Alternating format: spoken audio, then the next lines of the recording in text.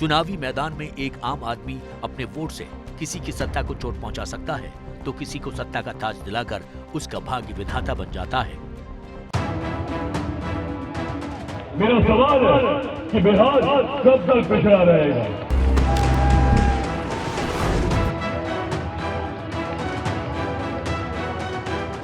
कौन क्या बोलता हम पहले ही कहने उसमें मेरी कोई रुचि नहीं है। जिसकी जो इच्छा वो बोलता रहे।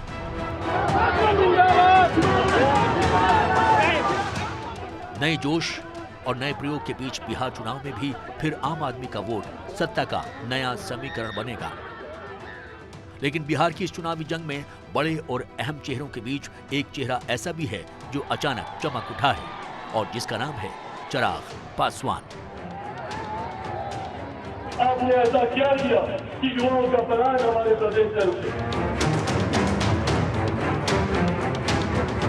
मैंने करीबी रूप से देखा कि किस तरीके से दूसरे प्रदेश में हम बिहारियों को अपमानित किया जाता है। मेरी लड़ाई और कोई नहीं है, अगड़ा पिछड़ा दलित ब्राह्मण किसी से नहीं है मेरी लड़ाई सिर्फ गरीबों के लिए।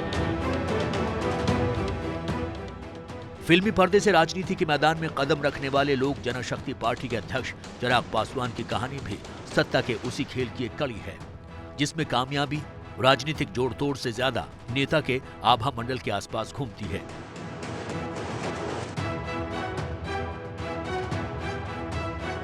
बिहार की चुनावी बिसात पर चिराग पासवान ने जिस तरह पासे चले हैं उसने जेडीयू को बैकफुट पर ला दिया है। वहीं बिहार में बीजेपी की उम्मीदों के चिराग को भी जला दिया है। नीतीश कुमार को जो अपना नेता स्वीकार करके काम करेगा वही एनडीए के अंदर बिहार के अंदर हिस्सा होगा। साल 2005 में रामविलास पासवान ने बिहार में 29 सीटें जीतकर जो राजनीतिक चाल चली थी, ठीक वही चाल अब उनके बेटे चिराग पासवान बिहार चुनाव में चलते नजर आ रहे हैं। एलजेपी ने बिहार में बीजेपी का मुख्यमंत्री बनाने का ऐलान किया है, लेकिन एक सच ये भी है कि नीतीश के बाद बिहार के सबसे बड़े पद के लिए चिराग ने अपना सबसे बड़ा दांव चला है। जाहिर है बिहार की इस चुनावी जंग में मुख्यमंत्री नीतीश कुमार के एक तरफ लालटेन है तो दूसरी तरफ जल रहा है चिराग। रामविलास पासवान जी अभी जो राज्यसभा में पहुंचे तब बिना जेडीयू के मदद के पहुंचे। आप जरा बताइए तो कै गो सीट है बिहार विधानसभा में? 2 है ना। तो बीजेपी ने और जेडीयू ने तो टिकट देकर के राज्यसभा पहुंचाया। तो ये सब बात जो कोई बोलता रहता है हमको उसे क्या मतलब है? और आप जरा बता दीजिए कि जो पार्लियामेंट का चुनाव हुआ जिसमें 6 सीट मिली तो कौन नहीं होगा? कितना बार मेरे साथ रामविलास पासवान जी गए? सुशील मोदी जी, हम और रामविलास पासवान जी कई जगह मीटिंग में गए हैं, जरा बताइए। तो हम लोग तो सब दिन से सहयोग करते रहे। आप कोई के मन में क्या बात है? इससे हमारा कोई लेना देना नहीं है। बिहार के अंदर एनडीए में वही रहेगा जो नीतीश जी को बिहार एनडीए का नेता स्वीकार करेगा। और इस चुनाव में भारतीय जनता पार्टी ने नीतीश कुमार जी को मुख्यमंत्री का उम्मीदवार घोषित किया है। कल सरकार निश्चित बनेगी तो मुख्यमंत्री भी नीतीश कुमार होंगे। लोक जनशक्ति पार्टी के अध्यक्ष चिराग पासवान ने ऐलान किया है कि वो नीतीश कुमार की अगुवाई में बिहार का चुनाव नहीं लड़ेंगे, लेकिन चुनाव के बाद उनके विधायक बीजेपी को मजबूत करेंगे। चिराग के इस फैसले के साथ ही बिहार का जो चुनाव एनडीए वर्सेस महागठबंधन था वो अचानक एनडीए के अंदर घमासान में तब्दील हो गया है। जेडीयू के खिलाफ एलजेपी के मैदान में उतरने से बिहार चुनाव को एक नई धार मिल गई है। लेकिन एनडीए की इस जंग में एक तरफ 40 साल के राजनीतिक अनुभव वाले नीतीश कुमार हैं तो दूसरी तरफ सिर्फ 7 साल के अनुभव वाले चिराग हैं, जिन्होंने अपना चुनावी सफर साल 2014 में शुरू किया था जब वो फिल्मों में हो गए थे फ्लॉप। साल 2009 के लोकसभा चुनाव के दौरान भी जब वो मायानगरी मुंबई में मॉडलिंग की दुनिया में अपना करियर तलाश रहे थे, उस दौरान अपने पिता रामविलास पासवान के चुनाव प्रचार के लिए बिहार की रैलियों में भी अक्सर नजर आ जाते थे।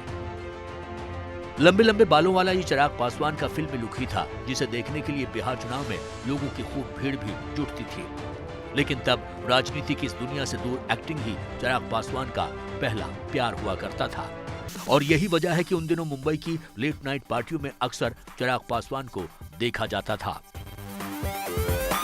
But we have a very nice, sensitive, very beautiful love story in the film. But the film is about relationship. कई बार उनकी पार्टियों में पिता रामविलास पासवान और मां रीना पासवान भी देखी गई थी। और उस वक्त भी बॉलीवुड में पूरा पासवान परिवार एक साथ नजर आया था जब चिराग की पहली फिल्म का मुहूर्त हुआ था। बॉलीवुड में किस्मत आजमा रहे चिराग पासवान की तब एक अलग ही लाइफस्टाइल थी। उन्हें कारों का शौक है, यही वजह है कि आज भी उनके पास कई लग्जरी कारें हैं। करीब 10 साल पहले चिराग पासवान ने लग्जरी लाइफस्टाइल के साथ जब बॉलीवुड में कदम रखा था तब मीडिया में उनकी खूब चर्चा हुई थी। बॉलीवुड में नाकामी और पिता रामविलास पासवान की खराब होती सेहत ने जल्द ही चिराग के पैर वापस बिहार की तरफ मोड़ दिए और फिर उन्होंने पिता की राजनीतिक विरासत को ही अपनी जिंदगी का मकसद बना लिया। साल 2013 में एलजेपी के संसदीय बोर्ड के चेयरमैन के तौर पर उनकी ताजपोशी हुई और फिर इसके बाद धीरे धीरे पूरी पार्टी पर उनका ही कंट्रोल हो गया।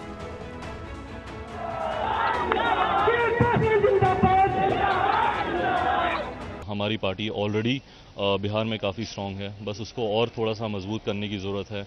और जो एक नया जोश कार्यकर्ताओं में दिख रहा है और हाल फिलहाल में जिस तरह से बिहार में राजनीतिक समीकरण बदलते रहे हैं, तो जिस तरह से हमारी पार्टी एक मजबूत विकल्प के तौर पे उभर रही है, तो बस उसी में थोड़ा और जोश फूंकने की मेरी कोशिश थी, उसी में मैं लगा हुआ था। और अब इस नए जो मुझे जिम्मेदारी मिली है उसकी हैसियत से भी मैं उसी कार्यक्रम में लगूंगा। और हमारा लक्ष्य बस अभी आने वाले लोकसभा के चुनाव हैं 2014 के, तो पार्टी पूरी मजबूती से उसी के लिए अपने आप को तैयार कर रही है।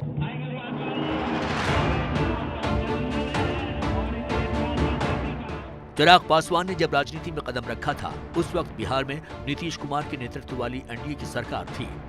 साल 2013 तक रामविलास पासवान की एलजेपी यूपीए सरकार का हिस्सा थी। दरअसल जब चिराग राजनीति में आए उन दिनों रामविलास पासवान एक मुश्किल दौर से गुजर रहे थे, लिहाजा उन्होंने पार्टी के लिए नए सिरे से संभावनाएं तलाशने का काम शुरू किया। ऐसा कहा जाता है कि रामविलास पासवान को यूपीए गठबंधन से नरेंद्र मोदी के नेतृत्व वाले एनडीए में लाने के पीछे भी चिराग पासवान का ही हाथ था। साल 2014 के लोकसभा चुनाव में एलजेपी ने चिराग पासवान को जमुई सीट से मैदान में उतारा था।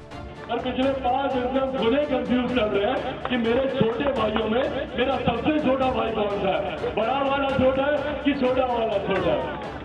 आरजेडी के उम्मीदवार को 85,000 वोटों से हराकर वो पहली बार संसद में पहुंचे और खास बात यह है कि इससे पहले ही चुनाव में चिराग पासवान अपनी पार्टी का और एनडीए का सेलिब्रिटी चेहरा बनकर उभरे थे। साल 2019 के लोकसभा चुनाव में एक बार फिर जमुई सीट से ही चिराग मैदान में उतरे और उन्होंने आरजेडी के उम्मीदवार को शिकस्त दी। इस वक्त तक वो पार्टी के अध्यक्ष भी बन चुके थे, लिहाजा पार्टी के सभी छोटे बड़े फैसले अब चिराग पासवान ही कर रहे थे। करीब 7 साल के अपने छोटे से राजनीतिक सफर में चिराग पासवान की शख्सियत, उनके लुक, सोच विचार और रणनीति की धार में जबरदस्त बदलाव देखा गया है। जब जब चुनाव आते हैं लालू जी, नीतीश जी जनता को भ्रमित करते, क्योंकि इनके पास खुद के पास विकास के किए हुए कार्यों की विश्वसनीयता का इतना अभाव है। ऐसा कहा जाता है कि चिराग पासवान अपने पिता की राजनीतिक विरासत को महादलित राजनीति से आगे ले जाकर सर्व समाज और बिहारी अस्मिता की राजनीति करना चाहते हैं। यही वजह है कि एलजेपी ने इस चुनाव में बिहार फर्स्ट और बिहारी फर्स्ट का नारा बुलंद कर दिया है। कि जिस तरीके से मुख्यमंत्री जी पिछले 15 साल से बिहार में मुख्यमंत्री होने के बावजूद धरातल तक वो अपने विकास के कार्यों को नहीं उतार पाए, तो जनता का विश्वास ज़रूर उनके प्रत्याशियों से उठ चुका है। मैं ज़रूर चाहूँगा कि विकल्प की तरफ ज़रूर बिहार की जनता जाए। एक मजबूत विकल्प के तौर पर जनता के सामने अपने आप को मैं रखना ज़रूर चाहूँगा। ये महत्वाकांक्षा की लड़ाई ज़रूर है कि इनके एम्बिशन और नीतीश कुमार के एम्बिशन में कहीं ना कहीं क्लैश हो रहा है और चिराग अपना भविष्य अगले चुनाव में देख रहे हैं या अगली विधानसभा में देख रहे हैं। अभी तक जो उनकी भूमिका है वो उससे संतुष्ट नहीं है, वो मार्जिन पे हैं और उनको लग रहा है कि अगली विधानसभा और ख़ास तौर से अगले विधानसभा चुनाव 2025 के विधानसभा चुनाव की तैयारी उनको करनी चाहिए, क्योंकि तब न रामविलास जी होंगे हैं, न लालू जी होंगे, न नीतीश कुमार होंगे, फील्ड खाली होगा। साल 2014 से अब तक चिराग पासवान की पार्टी एलजेपी एनडीए के ही साथ है, जबकि 2015 के बिहार विधानसभा चुनाव में आरजेडी के साथ महागठबंधन बनाने वाली नीतीश की जेडीयू वापस एनडीए में आई है। 2015 के चुनाव में जीत के बावजूद जेडीयू और आरजेडी का साथ लंबा नहीं चला और एक बार फिर जब नीतीश ने बीजेपी का दामन थामा तो एनडीए में एलजेपी की हैसियत नंबर 3 पार्टी की हो गई। 2019 के लोकसभा चुनाव के बाद एनडीए की अंदरूनी राजनीति भी तेजी से बदली है। दरअसल बिहार में बीजेपी अपने दम पर सरकार बनाना चाहती है, लेकिन राज्य के जातिगत समीकरण की वजह से वो फिलहाल जेडीयू के साथ रहने पर भी मजबूर है। लेकिन जब नीतीश कुमार ने बीजेपी एलजेपी की जुगलबंदी की काट के तौर पर दलित नेता जीतन राम मांझी की एनडीए में एंट्री कराई, तो फिर यहीं से चिराग और नीतीश कुमार के बीच घमासान तेज हो गया। नीतीश की चुनावी चाल के जवाब में चिराग पासवान ने अपने पिता का 15 साल पुराना दांव चल दिया है। दरअसल 2005 के बिहार चुनाव में जब लालू प्रसाद यादव की आरजेडी के खिलाफ बीजेपी जेडीयू गठबंधन लड़ रहा था, तब बिहार में कांग्रेस की सहयोगी एलजेपी ने 178 सीटों पर चुनाव लड़ा था और 29 सीटें जीती थीं। इस चुनाव में सत्ता की चाबी रामविलास पासवान के पास थी, लेकिन उन्होंने न लालू प्रसाद यादव और न ही नीतीश को मुख्यमंत्री बनने दिया। आखिरकार बिहार विधानसभा भंग कर दी गई थी। अब 15 साल बाद मोदी से बैर नहीं, नीतीश तेरी खैर नहीं का नारा लगाते हुए चिराग पासवान ने यही दांव बिहार चुनाव में फिर चल दिया है कि लोक जनशक्ति पार्टी जिसके साथ जाती है, सत्ता उसकी आती है। हम लोगों ने कभी भी पोस्ट पोल अलायंस नहीं किया, हम लोगों ने हमेशा प्री पोल अलायंस किया है। 2000 में पार्टी बनी थी, तब से लेके अभी तक आप देख लें, कभी भी पोस्ट पोल। उसकी सरकार बन जाएगी इसलिए हम समर्थन कर दें, कभी नहीं। जिसके साथ हम लोग प्री पोल रहे हैं और आज की भी तारीख में प्री पोल हम लोग का क्लियर है। पार्टी की तरफ से जो प्रेस विज्ञप्ति कल संसदीय बोर्ड की बैठक के बाद गई, उसमें भी हम लोगों ने स्पष्ट रूप से लिखा है कि ये हर एक प्रत्याशी लोक जनशक्ति पार्टी का जो विधायक बनेगा, जो चुनाव जीतेगा, वो प्रदेश में भी नरेंद्र मोदी जी की सरकार, भारतीय जनता पार्टी की सरकार बनाने के लिए अपना समर्थन देगा। एलजेपी का तो 2 ही एमएलए है, तो इसलिए उनका तो कोई ज़्यादा कुछ स्टेक नहीं है। वो जेडीयू को नुकसान पहुंचाना चाहते हैं और उस नुकसान पहुंचाने में उनको लग रहा है कि बीजेपी के अलग अलग सेक्शंस से उनको मदद मिलेगी। बीजेपी के काफ़ी लोग नीतीश विरोधी हैं और वो चाहते थे कि बीजेपी अकेले चुनाव लड़े, तो इससे एलजेपी को फ़ायदा होगा, ये वो चाहते हैं। लेकिन ठीक वैसा ही होगा ये कहना मुश्किल है, क्योंकि फिर अगर बीजेपी के लोगों की तरफ से मदद मिलने लगेगी उनको, तो जेडीयू के लोग भी जहां तहां उनका विरोध शुरू करेंगे।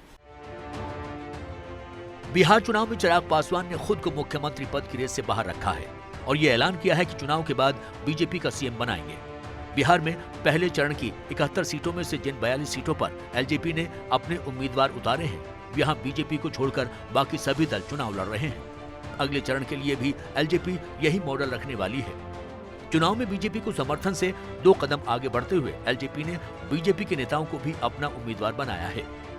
सासाराम से रामेश्वर चौरसिया, पालीगंज से उषा विद्यार्थी, अमरपुर से मृणाल शेखर, झाझा से रविंद्र यादव, दिनारा से राजेंद्र सिंह और नवादा से शशि भूषण, ये वो उम्मीदवार हैं जिनकी गिनती बिहार बीजेपी के बड़े नेताओं में होती है।